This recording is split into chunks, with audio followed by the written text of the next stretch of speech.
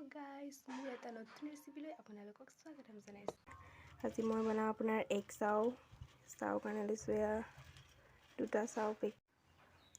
এয়া দেখিছে মই এগ চাও বনাবৰ কাৰণে আপোনাৰ জলকীয়া, তাৰপিছতে পিঁয়াজ, অকণমান গৰম মছলা দিম সোৱাদৰ কাৰণে, সেইটো নিমখ তাৰপিছতে ডিম দুটা দিছোঁ, মানে আমি দুজনী আছো ন বা আৰু চাউখিনি আপোনাৰ বইল হৈ গৈছে। এতিয়া মই কাঢ়ি দিম।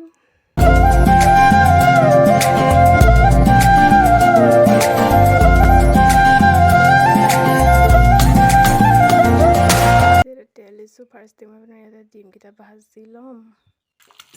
দেখিছে ইয়াতে মই ফাৰ্ষ্টে ডিমটো ভাজি ল'ম। দেখিছে ডিমটো দুটা আপোনাৰ গুৰিকৈ ভাজি লৈছোঁ চাউত দিবৰ কাৰণে, যিহেতু এক চাউ বনাম। দেখিছে কেৰাহীখন বহাই লৈছোঁ। ইয়াতে মই এতিয়া তেল দিম।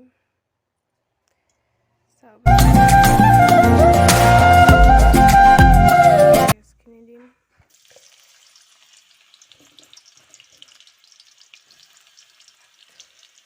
দেখিছে পিঁয়াজ এবং জলকীয়া ভাজিছোঁ।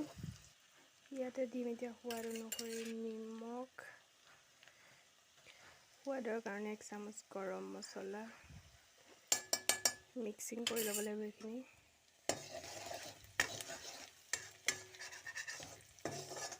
দেখিছে হৈ গৈছে। ইয়াতে মই এতিয়া সিজাই থোৱা চাউখিনি দিম।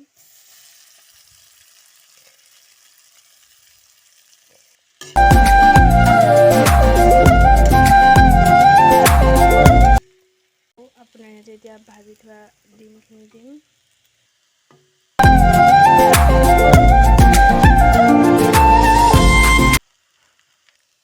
ফাইনেলি মোৰ এগ চাউ হৈ গ'ল। আপোনালোকেও ঘৰত খাই চাবচোন বনাই, বহুত সোৱাদ লাগে খাবলৈ। বাৰু এগ চাউ ৰেডি খাবৰ কাৰণে। দেখিছে কিমান ধুনীয়া হৈছে।